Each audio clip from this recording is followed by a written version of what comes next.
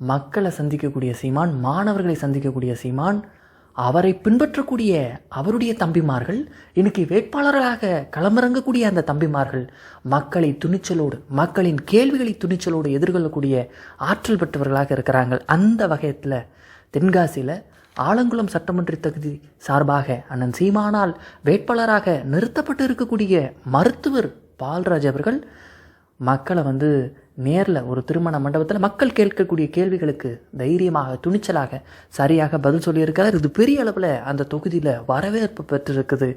எந்த வேட்பாளரிடத்திலும் நாங்கள் இவ்வளவு கேள்விகளை கேட்டதில்லை, அவங்களும் எங்களுக்கு பதில் சொன்னதில்லை.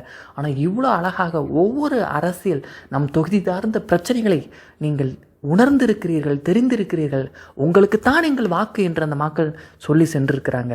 இது பெரிய அளவில் வெற்றி பெற்றிருக்கிறது. இது எல்லா தொகுதியிலும் இனி தொடரும் அப்படிங்கிற ஒரு விஷயத்தையும் நாம் தமிழர் கட்சியினுடைய இசைமதிவாணன் அவர்கள் தெரிவிச்சிருக்கிறாரு. தமிழ்நாட்டிலேயே தேர்தலை சந்திக்க போற வேட்பாளர் நேரடியா மக்களோடு உரையாடலை சந்திச்சு நீங்க பாத்திருக்கீங்களா? அப்படிப்பட்ட ஒரு விஷயம் தான் நடந்திருக்கு. இது எங்க அப்படின்னு பாத்தீங்கன்னா, தென்காசி மாவட்டம் ஆலங்குளம் சட்டமன்ற தொகுதியில நாம் தமிழர் கட்சியின் சார்பாக போட்டியிடுகிற வேட்பாளராக போட்டியிடுகின்ற மருத்துவர் பால்ராஜ் அவர்கள் ஒரு புதிய யுக்தியை, ஏன் இப்ப எல்லாமே எந்த சொன்னாலும் வெளிநாடு சொல்றோம் இல்லையா? சோ வெளிநாட்டை போலவே வேட்பாளர்கள் வேட்பாளர் ஒன்று போல நிக்க முடியலாம் கூட மக்களோட கலந்துரையாடினா என்ன அப்படின்னு அவர் நினைச்சதோட விளைவு கிட்டத்தட்ட 200 இருந்து ஒரு 300 வீடுகளுக்கு நேரடியாக பயணப்பட்டு ஒவ்வொரு வீடுகளுக்கும் அழைப்புதல் வச்சு இந்த மாதிரி ஒரு கலந்துரையாடல், வேட்பாளரோட ஒரு கலந்துரையாடல் நிகழ்ச்சி இருக்கு, வாங்க நேரடியா பேசலாம், மனதில் இருக்கக்கூடிய கேள்விகளை வேட்பாளர்கிட்ட நேரடியா கேட்கலாம் அப்படின்னு சொல்லி அங்க இருக்கிற பொறுப்பாளர்கள் ஒரு புதிய யுக்தியை கையாண்ட ஒரு விளைவு. நேற்றைய தினம் பாத்தீங்கன்னா தென்காசி மாவட்டம் ஆலங்குளம் சட்டமன்ற தொகுதிக்குட்பட்ட கீழப்பவர்ல வச்சு ஒரு மண்டபத்தில், தனியார் மண்டபத்துல அப்படி ஒரு நிகழ்வு ஏற்படுத்த பண்ணியிருந்தாங்க. உறுதிமொழியோடு தொடங்கிய அந்த நிகழ்வு மிக சிறப்பா பொதுமக்களோட கேள்வி பதில முடிஞ்சு கடைசியா நாம் தமிழர் கட்சியோட கொள்கை விளக்கம் போல முடிஞ்சு ஒரு அழகான ஒரு புதிய ஒரு வழிகாட்டுதலை இந்த தமிழ் தேசிய அரசுக்கு திறந்து விட்டுருக்குன்னு நம்புறோம். பொதுவா அண்ணன் சீமானை ஆதரிக்கிறவங்க, நாம் தமிழர் கட்சியை ஆதரிக்கிறவங்க ஒரு தமிழ் பற்றாளரா, தமிழ் உணர்வு கொண்டவரா இருப்பாங்க. ஆனா பிறப்பால் தெலுங்கராக இருந்தாலும் ஒரு நாயுடு சமூகத்தில் பிறந்த ஒரு பெண்மணி அவ்வளோ தீவிரமாக அண்ணன் சீமானை ஆதரிக்கிறாங்க, சீமானை நேசிக்கிறாங்க. நாம் தமிழர் கட்சி தான் ஆட்சிக்கு வரணும், தமிழ் தேசியம் வெல்லணும், உண்மையிலேயே தெலுங்கு மக்களுக்கு, நாயுடு சமூக மக்களுக்கு பாதுகாப்பு திமுக இல்லை, நாம் தமிழர் தான், அண்ணன் சீமான் தான்னு சொல்கிறாங்க. அந்த அளவுக்கு சாதி கடந்த தலைவராக அண்ணன் சீமான் எப்போதோ உயர்ந்து விட்டார். மதம் கடந்த தலைவராக சீமான் உயர்ந்து கொண்டு இருக்கிறார். தற்போது இனம் கடந்த எல்லா மொழி பேசுகிற மக்களும் கொண்டாடக்கூடிய தலைவராக அண்ணன் சீமான் உருவெடுத்திருக்கிறார். இயற்கை வளங்களை காப்பதற்காக நாம் தமிழர் கட்சி முன்னெடுக்கக்கூடிய ஒவ்வொரு முன்னெடுப்புகளும் இங்கு வாழக்கூடிய எல்லா மக்களுக்குமானது. அதை உணர்ந்து கொண்டாவது நாம் தமிழர் கட்சியை தமிழகத்தில் வாழக்கூடிய அனைத்து மக்களும் சாதி கடந்து, மதம் கடந்து, இனம் கடந்து ஆதரித்து வெற்றி பெற செய்யணும். நான் ஒரு நாகிச்சி தான், நாயுடு அவர் திராவிடம்னு சொல்றது நாய்க்கிருங்களை தான் சொல்கிறாங்க. ஆனால் நியாயத்தின் பக்கம் நிற்கணும்னு நீங்கள் எல்லாம் நினச்சிங்கன்னா சீமானுக்கு போடுங்க. கலைஞர் யாராவது திட்டினா கோவம் வரும். அப்போ ஏற்பட்ட நான் டெய்லி வேண்டுவேன், சீமான் வரணும்னு. தனிச்சு நிற்கிறது எனக்கு ரொம்ப ரொம்ப பிடிச்சிருக்கு. ஏன்னா நான் சொல்லுவேன், ஒரு அடுப்பாங்கல்ல ஒருத்தி தான் நிற்கணும்னு. 2 பேர் உட்காந்துக்கிட்டு நான் உப்பு போட, நீ உப்பு போட, நீ வேணா காய்கறி அந்த பக்கம் உட்காந்து அரிஞ்சு கொடு, ஆனால் சமையல் கட்டில் நான் ஒருத்தி தான் இருக்கணும். அந்த கொள்கை அவர் வச்சிருக்காரு. அடக்கடவுளை இதை நமக்கு தெரியாமல் போச்சு. 15 வருஷமா பயணிக்கிறாரு.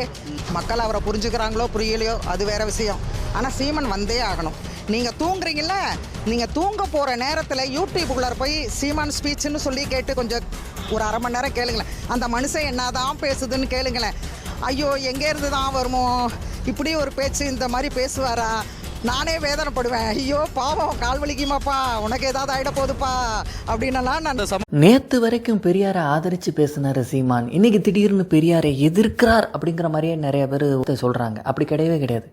தொடக்கத்திலேயே நாங்கள் பெரியாரை எதிர்க்க தான் செஞ்சோம். ஒவ்வொரு நாளும் நாம் தமிழர் கட்சி புதுப்பிக்கப்படுது. அண்ணன் சீமான் தன்னைத்தானே புதுப்பிக்கிறார். அவர் படிக்கிறாரு, பல்வேறு விஷயங்களை தெரிஞ்சுக்கிறாரு, அதன் தொடர்ச்சியாக தன்னைத்தானே புதுப்பிச்சுக்கிறாரு. அந்த வகையில் பெரியார் தமிழ் தேசியத்துக்கு மிகப்பெரிய இடராக இருப்பாருங்கிறத உணர்ந்து தான் பெரியாருங்கிற கலைச்செடியை வெட்டி வீழ்த்தி இருக்கிறோன்னு நாம் தமிழர் கட்சியின் இடுமானம் கார்த்திக் பதிவு செஞ்சிருக்கிறாரு. நாம் தமிழர் கட்சி இந்த பெரியாரை நாங்கள் எதிர்க்கிற நிலைப்பாட்டுக்கு ஒரே நாளில் வரல. நாம் தமிழர் கட்சியோட தொடக்க கால மேடை, நாம் தமிழர் இயக்கமா இருந்த சமயத்துல அன்னைக்கு மேடையில ஒரு பக்கம் தலைவர் பிரபாகரன் படம், இன்னொரு பக்கம் பெரியார் படம் போடப்பட்டுச்சு.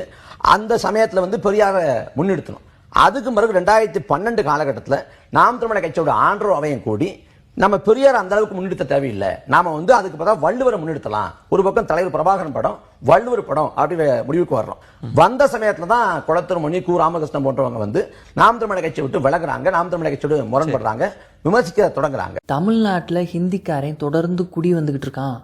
1 கோடி பேர் வந்துட்டான், 1.5 கோடி பேர் வந்துட்டான், இப்போ 2 கோடி பேருக்கு மேலே வடநாட்டுக்காரன் ஹிந்தி பேசுகிறவன் தமிழ்நாட்டில் வந்து குடியேறிக்கிட்டு இருக்காங்கிற எச்சரிக்கையை அண்ணன் சீமான் மேடைதோறும் ஏறி பேசினார். யாருமே கண்டுக்கலை.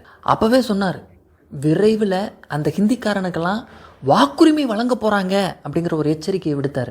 இன்றைக்கி எஸ்ஐஆர் மூலமாக வடநாட்டவர்களுக்கு வாக்குரிமை வழங்கக்கூடிய ஒரு வேலையை இந்த பிஜேபி பண்ணிக்கிட்டு இருக்குது. இந்த 2026 சட்டமன்ற தேர்தல் நம்ம கூட சேர்ந்து இந்த வடநாட்டுக்காரன் வந்து ஓட்டு போட போகிறான். அதை கண்கூட நம்ம பார்க்க போகிறோம். அப்படி அண்ணன் சீமான் சொன்னதெல்லாம் நடந்திருக்கு. வடநாட்டுக்காரன் ஒன்று அடிப்பான் அப்படின்னாரு, அதே மாதிரி அடித்தான். திருப்பூரில் அடித்தான். தமிழ்நாட்டின் அரசியலை வடநாட்டவன் கைப்பற்றிட்டா அவன் அதிகாரம் அவன் கையில் போயிடுச்சுன்னா இங்கே இருக்கக்கூடிய தமிழர்கள் அடித்து விரட்டப்படுவார்கள். இலங்கையில் அடித்து விரட்டினப்ப தமிழ்நாட்டில் அகதியாக வந்து இருக்கிறதுக்காவது தமிழ்நாடுன்னு ஒரு இடம் இருந்துச்சு உனக்கு. தமிழ்நாட்டிலிருந்தும் நீ அடித்து விரட்டப்பட்டா எங்கே போவோங்கிறத யோசித்து பார்த்துக்கணும் அண்ணன் சீமான் சொன்னார். அந்த விஷயத்தை கண் முன்ன நிறுத்தி அதை பார்த்து அப்படி ஒரு பேராபத்தான ஒரு விஷயம் நம்ம நாட்டுக்கு வந்துடக்கூடாதுங்கிறத உணர்ந்து மக்கள் வாக்கு செலுத்தணும். இந்த தேர்தலில் இருக்கேன், A to B ல நான் உட்கார்ந்துட்டு இருக்கேன். ஒர்க் பண்றவங்க எல்லாருமே ஹிந்தி பீப்புள். ஆர்டர் கொடுக்கும் போதும் நான் முடிஞ்ச வரைக்கும் எனக்கு தெரிஞ்ச ஹிந்தில நான் சொல்றேன். அப்பவும் அவன் என்னன்னு கேட்கறான், உங்களுக்கு ஹிந்தி தெரியாதான்னு கேட்கறான். எனக்கு என் தோசையில நெய் வேணான்னு நான் எப்படி ஹிந்தில சொல்லுவேன்? ஹிந்தி தெரியல. நான் டிரான்ஸ்லேட்டர்லாம் போட்டு சரி ஏதோ ஒன்று சொல்லுவோன்னு பாக்குறேன். அப்ப எனக்கு என்ன இதுனா, அவங்க தமிழ் கத்துக்காம இங்க வேலைக்கு வரவங்க அவங்க தமிழ் கத்துக்காம உனக்கு ஹிந்தி தெரியாதான்னு அவ்வளவு உரிமையா அவர் கேட்கிறாரு. அந்த மாதிரி அந்த மேனேஜ்மெண்ட் விட்டுட்டு இருக்காங்க. எங்க போதுன்னு தெரியல. மின்னம்பலம் யூடியூப் சேனல் சார்பாக நடத்தின நிகழ்ச்சியில் அண்ணன் சீமான் பங்கேற்று பேசும்போது ஒரு மாணவி ஒரு கேள்வி எழுப்புறாங்க. நல்ல நோக்கத்தோடு சில கட்சிகள் இருக்குல்ல, அந்த மாதிரி நல்ல நோக்கத்தோடு இருக்கிற சில கட்சிகளை நீங்கள் கூட்டணிக்கு சேர்த்துக்கிட்டு தேர்தலை எதிர்கொண்டீங்கன்னா அது உங்களுக்கு கொஞ்சம் பலமாக இருக்குமேனு அண்ணன் சீமான்ட்ட கேட்குறாங்க. அது நல்ல நோக்கத்தோடு சில கட்சிகள் தமிழ்நாட்டில் இருக்குன்னு அவங்க சொல்லும்போதே நமக்கு சிரிப்பாக தான் வருது. அப்படி இருக்குதா?